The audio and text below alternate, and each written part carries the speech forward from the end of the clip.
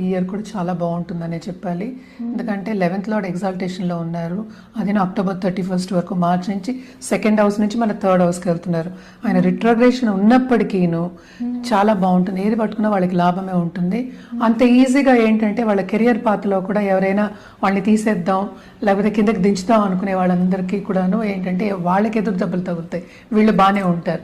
కొంతవరకు ఏంటంటే సపోర్ట్ అనేది చాలా బాగుంటుంది. పెద్దల బ్లెస్సింగ్స్ అనేది ఉంటుంది. తప్పక ఏంటంటే కుటుంబ పరంగా పైకి వచ్చే ఛాన్సెస్, అంటే స్టేటస్ ఇంప్రూవ్ అయ్యే ఛాన్సెస్ కనిపిస్తున్నాయి. అలాగే ప్రమోషన్ మీద కానీ లేకపోతే ఇంక్రిమెంట్ మీద కానీ జాబ్ చేంజ్ కూడా మనకి కనిపిస్తుంది అనమాట. ఎందుకంటే మనం చూసాము అంటే శని మనకి 11వ ఇంట్లో ఉన్నారు, 11వ లార్డేమో ఎగ్జాల్టేషన్లో ఉన్నారు. సో తప్పక ఏంటంటే వీళ్ళకి కెరియర్ పాత్ మాత్రం చాలా బాగుంటుంది. అలాగే మనం చూసామంటే బిజినెస్ పీపుల్ ఉన్నారు. బిజినెస్ పీపుల్ కూడా వాళ్ళకి కొత్త బిజినెస్లు వచ్చే ఛాన్సెస్ ఉన్నాయి. ఎందుకంటే లాభం రావాలి.